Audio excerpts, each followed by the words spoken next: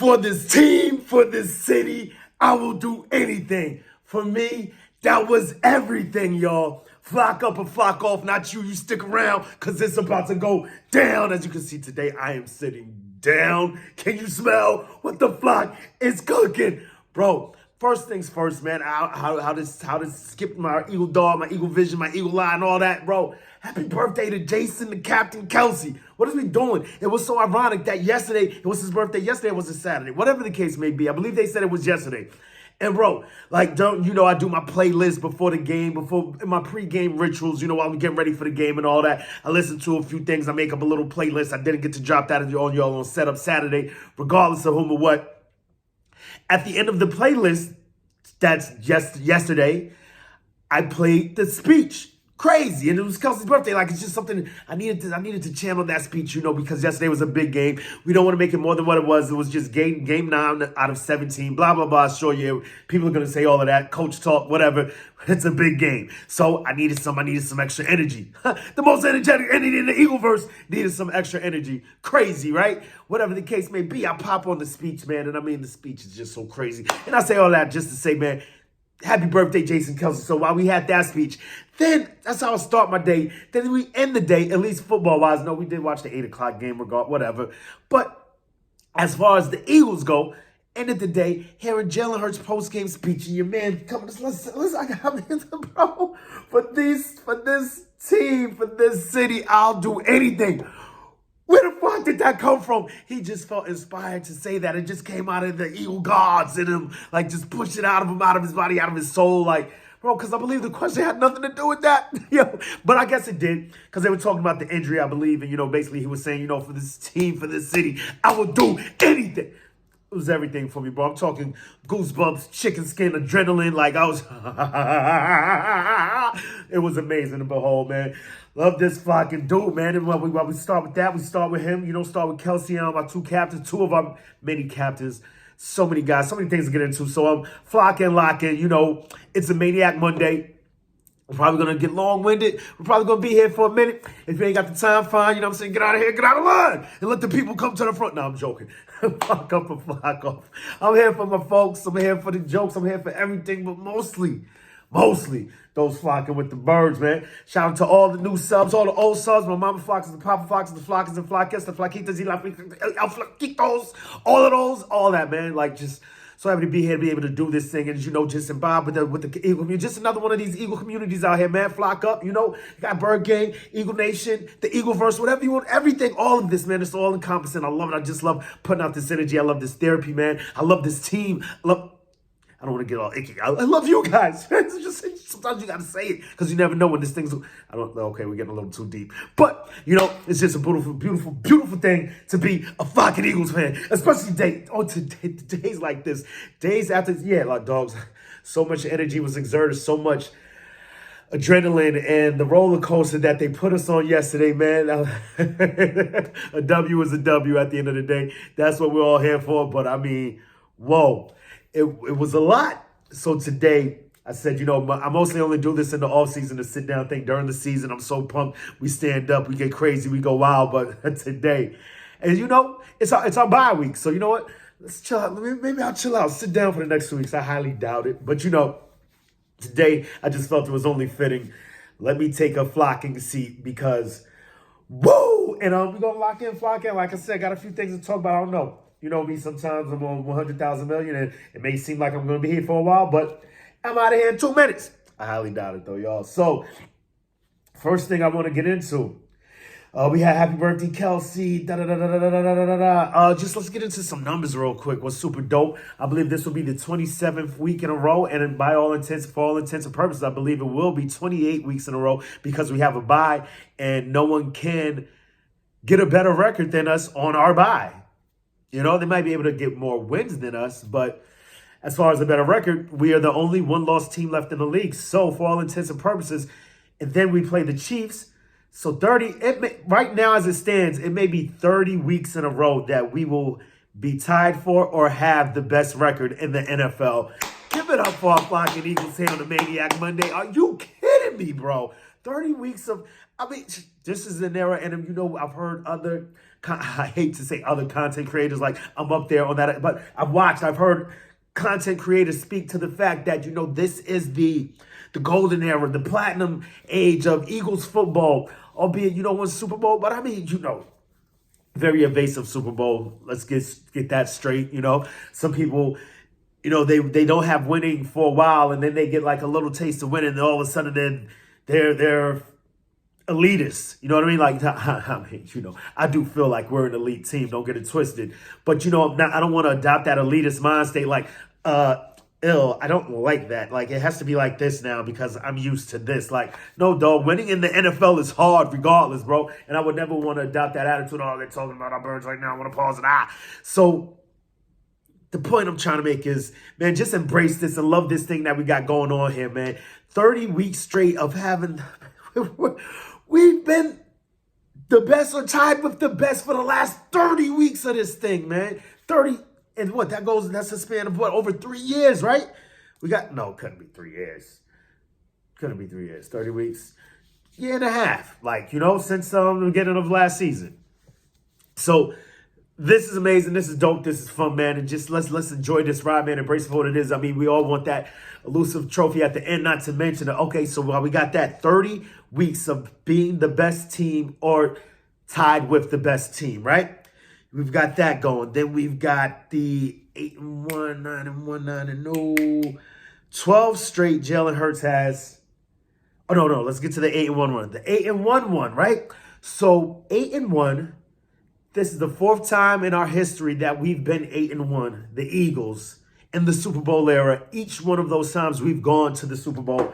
I know. We don't like you throwing that word out there way too early. Like, chill. It's a long season. We got a long ways to go. I've seen this thing implode on other teams before many times. While that may be the case. But, it just seems like everything is also so symmetrical with us, and it ends up going the way it goes. Because we were saying the same thing last season around this time, right? So we got that going. Jalen Hurts has won 12 in a row against winning teams. 12-0 in his last 12 versus winning teams. We've got that going. So it's flying around these numbers, man. It's just mind-blowing. The things that we're doing, how we're doing it, where we're doing it, who we're doing it to, man. It's just, it's a beautiful thing to behold. I know that's going to be the theme of the day. Sometimes I get hung up on a phrase and you're going to hear it throughout the whole damn video. It's just a beautiful thing to behold because, after victories, man, Mondays just feel so much better. The air is clearer.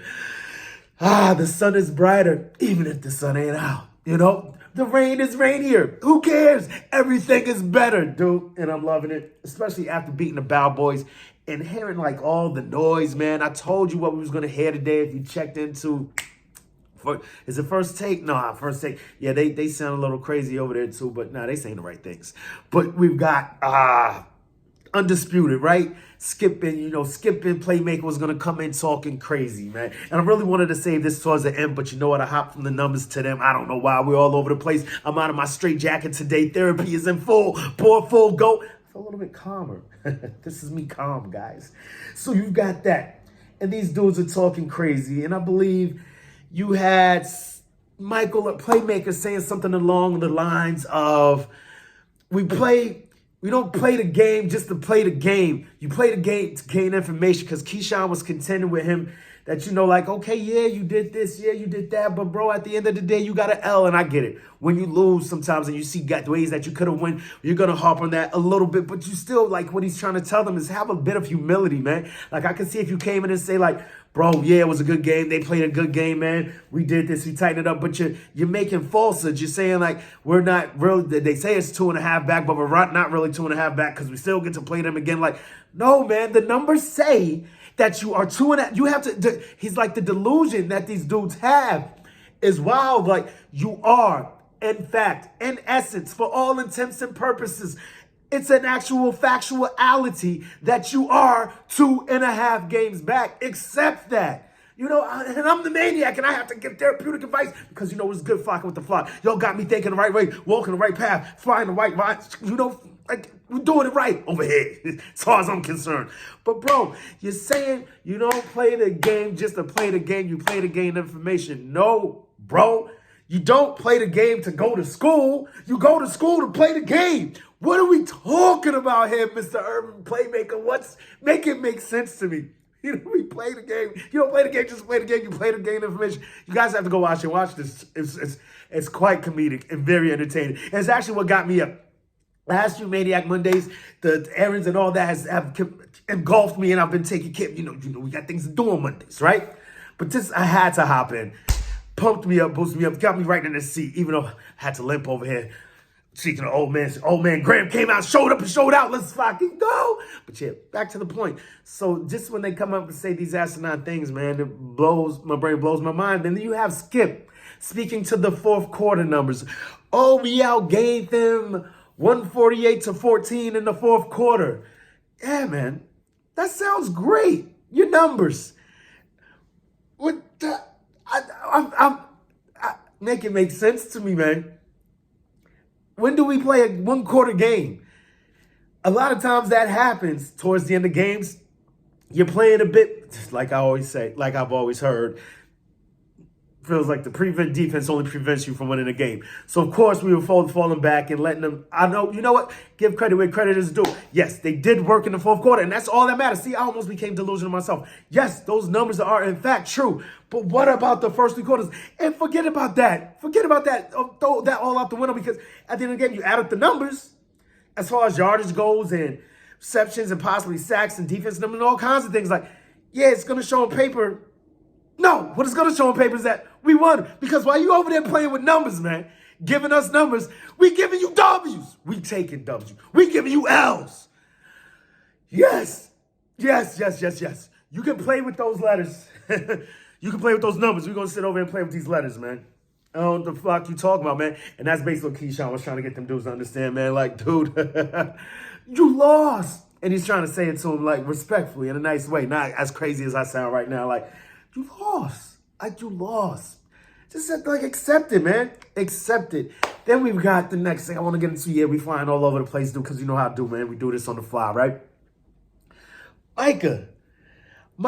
Micah Parsons, the whole, like, coming up into this game, man, he seemed to have his head screwed on right, you know. It seemed like this team had a bit more humility than they have had in the past, which, you know, seemed like it bodes well for them. They a lot of times they want to talk before they walk. Get out there and, you know, and just make fools of themselves. And then you put too much energy into projecting verbally what you can do whilst you should be out here exerting your effort physically, imposing your will on the other team physically with a little physicality. And I get it. Some people need a little bit of jargon, a little bit of to get riled up. You know, not everyone's like that. So I get it. You know, maybe this is what you need to get done. But they definitely played a way better game than I had anticipated. But they always play us well, especially Dak. Like, his numbers are something stupid. I believe I heard Rube Frank say he hasn't thrown an interception again in like his last 179 attempts at the link. Like, this is wow, dude. He does this against every other team. And what it is with us, you know, how I can see it, they're just, like against San Fran, I believe San Fran is in their head. And, you know, once you get into Dak's head, he's a completely different quarterback. He ain't scared of the Eagles at all. He comes to the link, shows up and shows out. We have to call it what it is. All these other teams, everyone else in the nation, all these other fans, they can talk trash about Dak. We cannot do it. But what I saw yesterday was, we got a man over here on this side, on our side, man. Jalen Alexander, the great Hurts. Our whole coaching staff, this whole team, because even Brandon Graham said it himself. He said seeing Jalen Hurts come out there and do what he did inspired him to go out and go harder for him. Like, I can't sit here and let this man go out here, bust his ass the way he's busting his ass, and not exert the same effort, impose the same will on this team the way he's doing. And it's just something different having this dude over here, man. Because while they can throw, in the past, like, it'll be like, yo, there's no more Rasul Douglas balls popping out of his hands into Amari Cooper's like, what? That's a dead ass interception, bro. How? We've experienced that so many times against this team. And I just feel like I hope that we have turned the corner on that with the new team, with this new regime, with what we got going on now, man, to shut that ish down. That's PHlockin'Gooo, and I'm loving it. But then, of course, you know, Michael Parsons in the post-game, he's got to talk. He couldn't help himself. He says it. I saw Weapon Next, voice of the Eagles, big shout-out, homie. I saw him post something along the lines of Michael Parsons saying, listen, I don't want to throw fuel to the fire. And then it sounds the way he edited it seemed like the very next sentence was, but, you know, like, them dudes don't want to throw on us. I mean, like, I could understand the fans being delusional, but the players too, like, and then he goes on to say it gets even crazy. He's like, besides that pass that he threw to Devontae down the sideline, like, bro, what is he really talking about here, man? We up by 11. What do we need to pass on you for? Albeit Brian Johnson got to chill out. Back to it, though. So, yeah, Michael Parsons is just a whole bozo, but I get it. Post-game, you're a bit emotional. You're talking crazy. The adrenaline is still flowing, and it's like they don't want to pass on us. My man's went 17 of 23. This is what you call efficiency, my boy. Relax yourself. He threw 2 touchdowns on y'all. What is we talking about, boy? Relax yourself. Like, really? After L, how the kids say nowadays? Take the L, bro. Just take the L, man. A little dance and all of that. Like, what is you got? The flock up out of here. But them dudes, as far as that. And I mean, no, Micah too, all of them. They've got talent galore on that squad over there, man. And I feel like the game, now I'm about to start getting a little delusional myself. You know what? So they had their chance to talk their trash, man. I feel that game was a lot closer than it should have been. We should have blown them boys out the damn water. We had control of that game, not in the way that they did as far as, like they put up the gaudy numbers and it looked all cute, especially those fourth quarter padded stat numbers was wild. But just certain instances in this game, I feel we let slip through the cracks and we did a few things that we would have normally done. And I mean, sheesh. I mean, say for instance, because at least a double digit win, maybe not a blowout, but say for instance, because if we're going to play revisionist history, I'll play a little bit of revisionist history of our own, because everyone seems to be harping on that tight end. I thought it was Ferguson. It was actually Schoonmaker, whose knee came down before he crossed the goal line, right? And we stopped him on 4th down. We get the ball right there. We have to run a heavenly shove. Because when push comes to shove, we going to brotherly shove. And they had our back up against the wall, quite literally. And we brotherly shoved our way up out of that thing, man. It's so dope how many different ways we can use that. I would have liked to have tried a little backdoor deal right there, but that's a little freaky, yeah. And then we giving up 2 points right there and giving the ball back to him. So, yeah, we got to chill out. So, situationally, it was a smart thing to do just to push it forward. But then in that very same drive, we're going to throw the ball on 3rd. No, there was a drive after that. Let me compose myself. Back to the revisionist history. So if we let them score right there, right? And then they say they actually do get the 2-point conversion, right? 28-25, right? They kick the ball back to us with way more breathing room. We'll get the ball quite possibly, for all intents and purposes, let's call it what it is, at the 25-yard line. And we're going to run that clock out, bro. We're going to run it down their throat for the rest of that damn drive and quite possibly score with, let's say, we might have went up top. And look at me, I'm talking trash. I didn't like him doing it, but I'm saying that we could have done it right there. Because hindsight is always 20/20. Look at them, we make these plays. We hit these plays that they whiffed on. We're talking about a different thing. But, I mean, at the end of the day, we're talking about a W regardless. At least that's the way I see it, because I look at the world through these colored glasses, open your eagle eye, poke your beak, and, let's go. You knew you was going to get one. So, I mean, I just think, they're thinking that, okay, if they score right there, they would have still had to give the ball back to us in a better place than what they got it. Whereas we got the ball right there. We ran 3 plays in I don't even think we ran 2 minutes off that damn clock. It was crazy. Then run the TE screen and run out of bounds, which in essence stops the clock.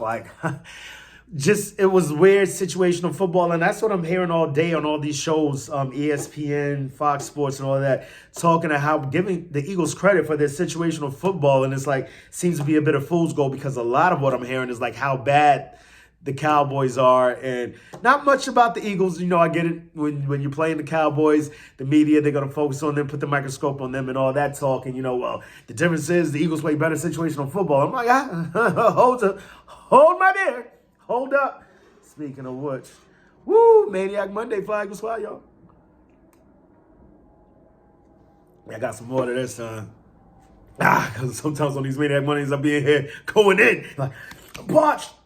So, as far as it goes with the situational football, end of game situational football, I see is something that has reared its ugly head time and time again. And I just don't want it to lead to something catastrophic. A loss out of stupidity, similar to what happened versus the Jets. I can handle a loss on the record. I don't like, It's unacceptable. I get it. But a loss 1 week, a L on that record sheet, cool. But I lose a guy, a defender, that's out there that shouldn't have been out there. I'm gonna lose my flocking mind. I know you're saying, like, what are you gonna do, fan? I mean, there's nothing I can do. But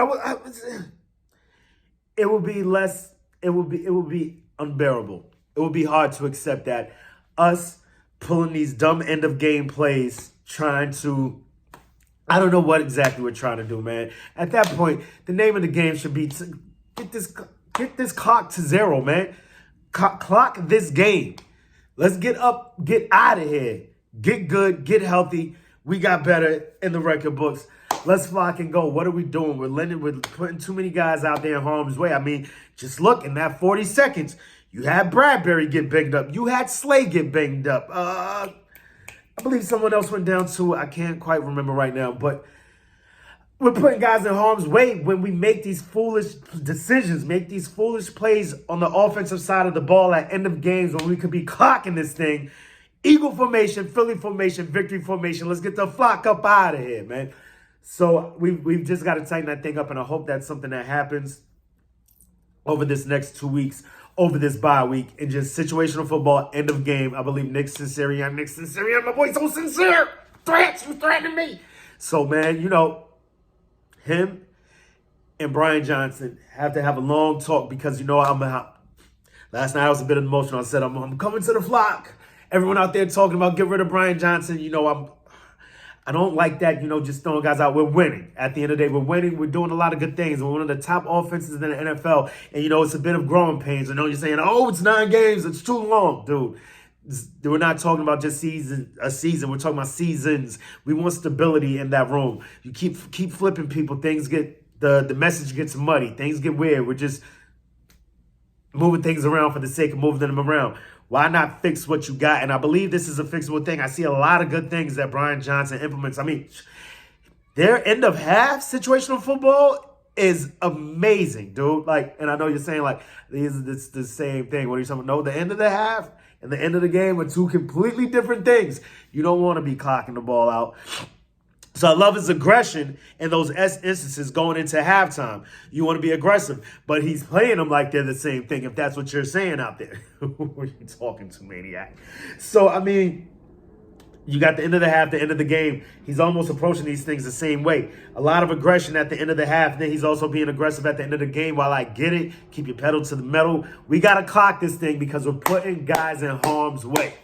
You know, and that's just very upsetting, and we gotta show that thing up. And while we're talking about it, seeking and putting things in harm's way, a boy, Dallas Goedert put his arm in harm's way, man. I was watching one of those Philadelphia Eagles shorts when he was mic'd up, dude. And, you know, Dallas Goedert is that dude, man. I damn near shed a tear. I was watching these videos, quite emotional. I'm gonna miss, like, you know, man. I ain't gonna use those words, but, you know, it's like the dude's going away for a while, man. And it's like, we're going to miss him. We're going to miss that energy that he brings to that locker room, man. He will be sorely missed. So, the word around town is that he acquired that injury, right? He did fracture his forearm. So, yeah, he'll be gone for, they're saying it's like a 4 to 6 week injury. So, if we're talking on the short end, say it's 4 weeks, say he gets back by December 6th? Right? That would have him getting back here for, let's see, we've got the bye week. This is the short end, which we know, and that means that he would have to have surgery today. Because the quicker you get the surgery, the quicker you get out of here. They're not going to do surgery on that arm until the swelling goes down, is what I just heard on First Take. Sports Take. With Rob Ellis and Tone DeShills. I believe Derek Gunn was out today. I sound like I work for these dudes, man. This dude, Maniac, is crazy. So anyway, this is what they were saying. So then we got the bye week. Then we have the Chiefs. Then after that, we've got the Bills. Then the Niners. So, I mean, if you could come back for that Niners game, that would be dope. But, of course, you don't want to rush that thing back. So let's say he'll be back on the back end of that. So let's say we go the full 6 weeks. Then we got the Cowboys. Then we have the Seahawks. So he gets back for the December 17th game. he plays those last 3 games to get his legs back under him. I mean, I'm just basically echoing everything that Rob Ellis just said, just with a little twist. Like, I'm hoping he could be back in that 4-week window. Oh, man, it just looked crazy. It looked ugly, and it was nothing but, him putting his arm out there in harm's way, man. He's a violent runner. He likes to get physical, and that dude, when you watch the replay, that dude just clung to his arm. Like, it looked dirty initially, like what? But then when you see the way this man grabbed his arm, he was like holding on for dear life. He was like, whatever ride you're taking me on, I'm on it. I'm going on this ride with you. One way or another, if you're going down or I'm going with you. So, I mean, initially I looked at it like it had malicious intent. I mean, I still do, because right now I'm on some flock the Cowboys is right now. You know what I'm saying? But, I mean, I looked at it. I tried to at least look at it without bias. Goedert fractures forearm. Goedert suffered fractured forearm and win yesterday versus Cowboys. Goedert is expected to have surgery likely today and is expected to miss about 4 weeks. So this is the report that we're getting live in live time from NFL Network. 4 weeks is crazy. We hear the 4 to 6 weeks. Dude, so that if he... So it's looking better than what we had anticipated. It looked on the field. I never thought I wouldn't allow my mind to go in that direction, that it would be a season-ending injury. But all these, when the guy goes down like that, I mean, that thing definitely did look limp, pause. And, so I was hoping it was a stinger, like arm just went limp. He went down hard and, just couldn't feel his arm. And, they brought him back for MRIs, and we're going to sit you down and we'll go check it. We're going to do x-rays right now. We're going to sit you out for the rest of the game. We're going to MRI tomorrow, and boom, boom, boom, and everything comes out. Cool. That was my hope initially. But then, just watching the play over and over and over again, as I'm prone to do, because I'm a maniac, it looked wild. So he gets back here for that, let's say the Seahawks game. Let's say even though they sent him out for that Giants game, or like we said, the early end of it, Eagles. So we got the bye week. Then we got the Chiefs game. That'll be 2 weeks. The Bill games will be 3 weeks. The Niners game will be 4 weeks. Then get back for that next Cowboy game. Get his revenge on these bums. Nah, they far from bums. We know the truth, especially against us. But get back for that game. Have a little bit of a revenge game. Get back at them Cowboys. What? That would be awesome. December 10th, 8 o'clock game. Woo! I'm loving it. So then we're going to transition from that. Yeah, got it. Hope Dallas, wishing Dallas a quick, speedy recovery. Get back here healthy and everything all works out. He has successful surgery and everything works out for him and for us. Of course, there's a bit of selfishness to this, right? So then we've got this gauntlet that we was looking at before the season started. We were looking at this gauntlet dude, we got the Chiefs, the Bills, the Niners, the Cowboys. Cowboys on each end of this. 1, 2, 3, 4, 5. This 5-game stretch. Wow, so now we're 8-1 coming up into the stretch. Of course, I was hoping that we would be undefeated coming up into this stretch. But being 8-1 ain't nothing to laugh at. Be proud, be happy for this, man. The fuck is the term I'm looking for, man? I'm losing my mind. Being 8-1 is you're not a slouch. Ain't nothing to slouch at. Ain't nothing to frown at. You feel me? I believe that's how it goes. Sometimes I lose my mind on this thing. So then we got 1 second. Woo! I told you it was going to be a hit for a minute, y'all. I should have did this John live. So, coming up on this gauntlet prior to the season started, we were like, yeah, it's going to be a crazy stretch. 1, 2, 3, 4. Say we're hoping to go 2-2 out of these games. You already got one on the first end of this, so we already want to know on this 5-game stretch, right? So we was hoping maybe 3-2, and it's the gauntlet, right? Now I'm looking at it.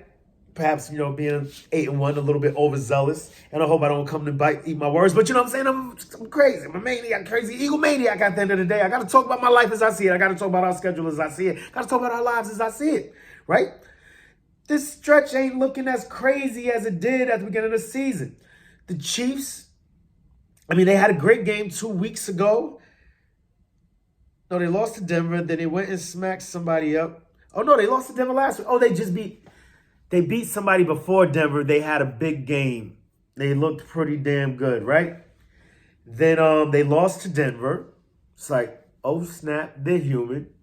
6-2. Because it just seems like no matter what they do, they win, right? Then they had the big game against, I believe, the Chargers, 31-17. So yeah, it's not as crazy as I thought it was. And they're not looking as crazy as I thought they did in the beginning of the season. They beat the Vikings. That wasn't too crazy. 23-20 against the Jets, a game that they quite literally should have lost. In my, I echo Tone DeShields, in my humble opinion, I believe they should have lost that game. That interception against Gardner, like he could have turned that back, pick six, take that thing to the house. It's over, Doja. That was the preseason. They beat the Cardinals. The Lions, they lose to the Jags. 17-9. Don't put them no crazy numbers. That Bears game, 41-10. That's the game that they put 40 up. And that was a while ago. I thought that was a lot closer to now than what it is. 31-17 versus the Chargers. You know that's a division game, and then they go on a division run. And then yesterday against the Dolphins, I mean, minus that pick six, it's a very close game. That was a very winnable game for the Dolphins. They just don't seem to look us, but that defense is formidable.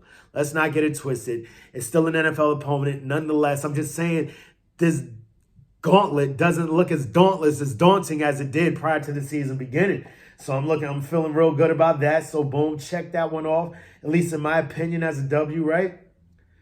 Then we've got, after them, the Bills. The Bills look far from the world beaters that they did 2 years ago. I charge that to Dable. Dable being gone, the quarterback whisperer. You see what he did with Daniel Jones, at least for 1 year last year, not this year. It's looking rough over there now.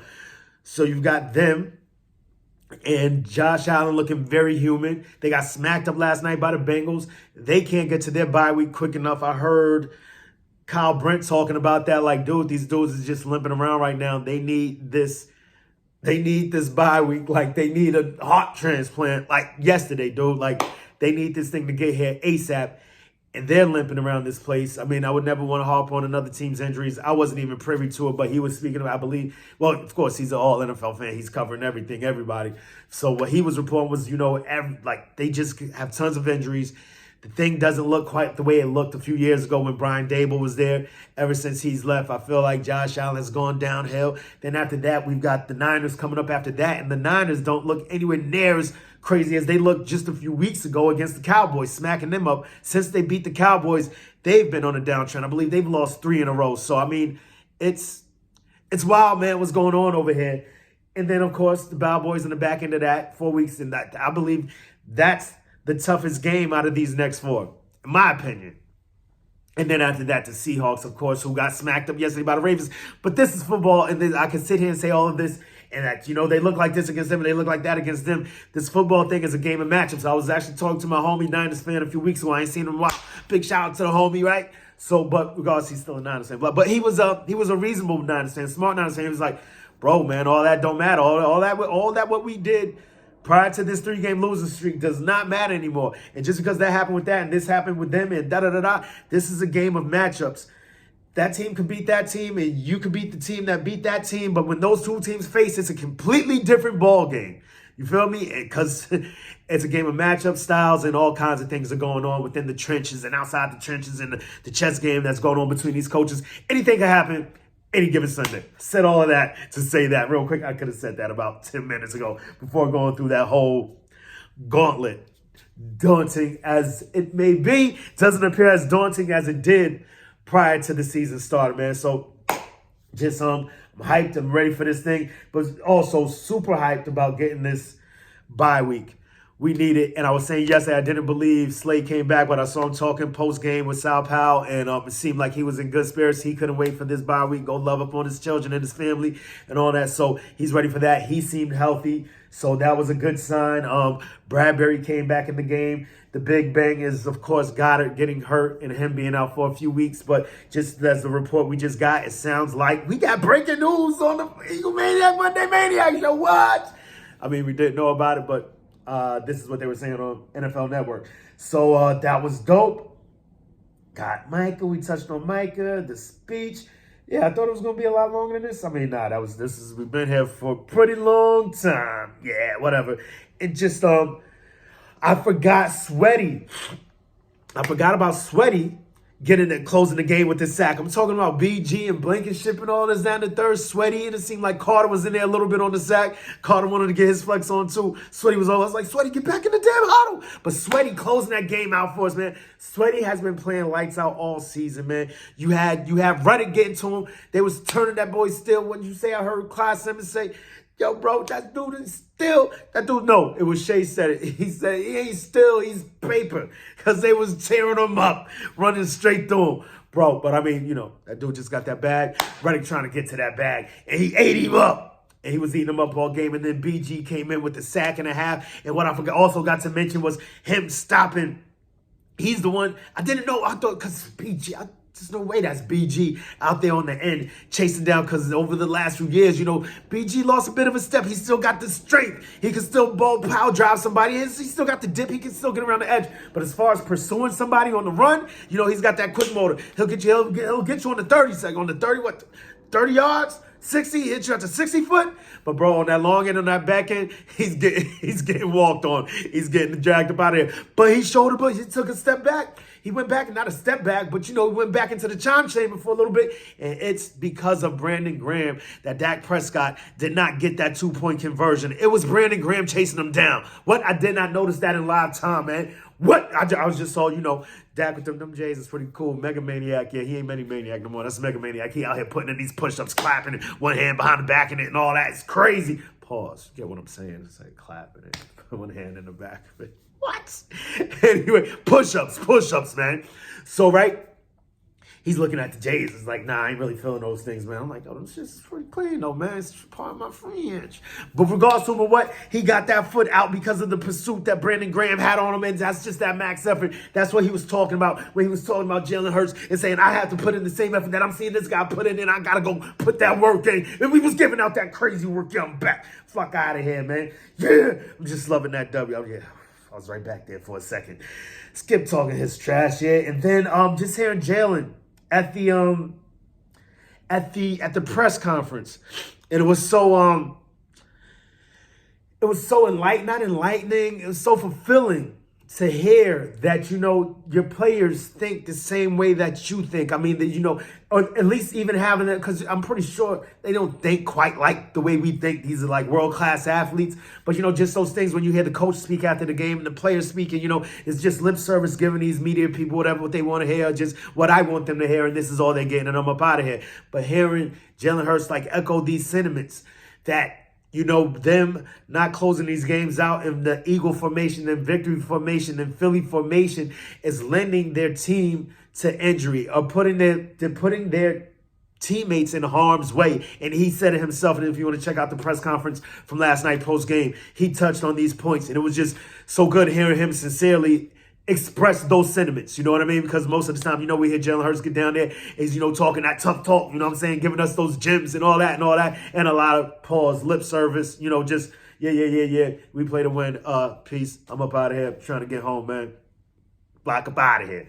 Right? But for him, sincerely, and, you know, I heard Ruben Frank and Dave Zingaro speaking to that last week. You know, post-game is when you're going to get the real, more often than not, out of Jalen Hurts.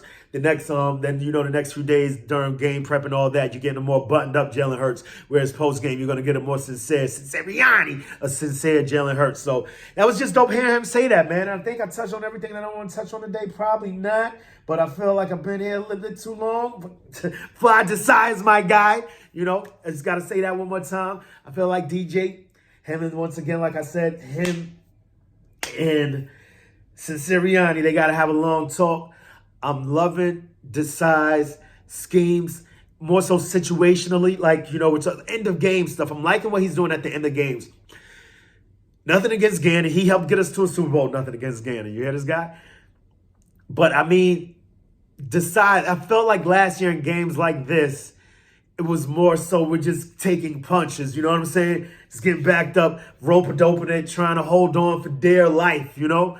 Whereas I feel like Desai brings the game to the other team. Savvy plays at good times. While it still looks similar to, you know, what Desai does and Fangio does. It's got Desai's own wrinkle. We can see Desai's personality on it. Much like he said in the press conference before the season started, want to be palpable, and you can feel Desai's hands on this defense, his imprint on this defense, his personality on this defense. We can feel him, so you can touch it. It's palpable. I'm liking what he's doing. Still leaves a lot to be desired at certain times, man, but at the end of these games, we're closing games out with sacks. You know what I mean? Putting the pressure on. These dudes got to our 6-yard line, and we pushed them back to the 26. Is you crazy? Like, once they got there, we just pushed them back as if we were on offense. I love it. He made the defense offensive to them. And I'm loving it, man. And I think I've touched on everything I wanted to touch on today, man. Thanks for copping, flocking up in here on the Maniac Monday, man. Till the next time, make it your best time. In the meantime, between time, keep it a green time. You already know we got questions how I like to do around this time, about this time, at this time. It's always equals a clock around here. What? Whoa, I'm loving it, man. We got questions for you, NFL. We got questions for you, NFC and NFC East. And right now, we got questions. What's going to go on during this bye week? What you going to do when Eagle Mania swoops down and runs wild on you? It's really a question for you, KC. You know what? See y'all in 2 weeks. It's going to be crazy. Yeah, I'm talking a little bit crazy. What I was saying a few minutes ago. Like, this is Andy Reid coming off of a bye week. I don't care what Chiefs you thought you saw. You're going to see something different after a bye week with Andy Reid. So, yes, I'm going to calm down, and please strike my comments from 10 minutes ago off the record. Whoa, I'm wilding. But yeah, man, peace, y'all. Flock up. Do it with me one time. E-A-G-L-E-S. Eagles. Woo!